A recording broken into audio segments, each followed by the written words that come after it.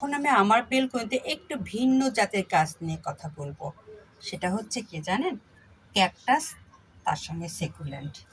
এই দেখুন, আমার এই ক্যাকটাস গাছটা দেখুন কি পরিমাণ ক্যাকটাস হয়েছে। এটা কিন্তু শুধু একটা গাছ থেকে হয়েছে। আমি গাছটা কিনেছিলাম একটা, আর সেই থেকে আজকে দেখুন কি সৌন্দর্য ধারণ করেছে। এই দেখুন, এই ক্যাকটাসের পাশাপাশি আবার দেখছি সেকুলেন্টও হয়েছে। এই দেখুন, এটাকে আমি লাগাইনি, কারণ এটা পাশে গাছ থাকে, সেখান থেকে এই গাছটা হয়েছে। এই ক্যাকটাসটা দেখুন খুবই সুন্দর। তার সঙ্গে আমি আরেকটা ক্যাকটাস দেখাচ্ছি।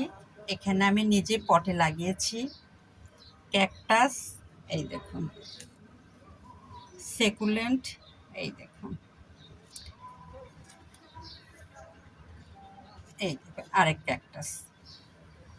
৩টা গাছ একে পটে, ক্যাকটাস ২ পদের আর সেকুলেন্ট। আর এখানে শুধু ক্যাকটাস আছে আর সেকুলেন্ট আছে। আর একটা সৌন্দর্য দেখাই আমি আপনাদের। এই পটগুলো আমি ঘরে বসে বসে তৈরি করি। এই দেখুন, এই ক্যাকটাস, এটাও দেখুন খুব সুন্দর, কি ফাইন দেখুন চেহারা হয়েছে, চকচক করতেছে এদের যত্নের কারণে। প্রতিটা গাছেই দেখুন, এই দেখুন, এগুলা সবই আমার ভালোবাসার কাজ। আমি এগুলোকে অনেক সময় দিই, কারণ আমি একটু নিজস্ব পার্সোনাল কাজ করি, তার সঙ্গে বাগান দেখি, তার সঙ্গে পাখি দেখি, বিড়াল দেখি, কবুতর দেখি। এই ৩টা কাজ ৪টা কাজে আমি সবসময় জড়াই থাকি।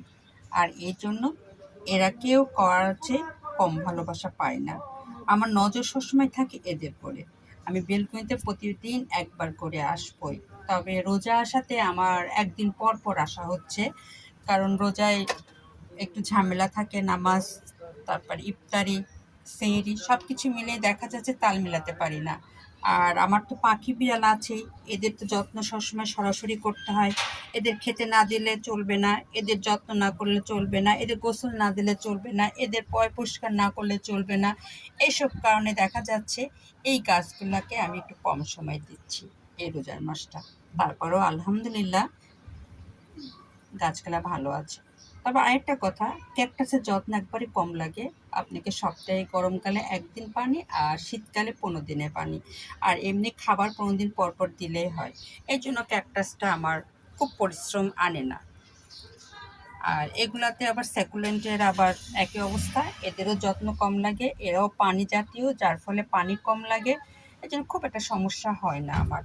সমস্যা হয় আমার গোলাপ গাছ নিয়ে, ফুল ধরা গাছগুলো নিয়ে। এগুলোকে নিয়মিত যত্ন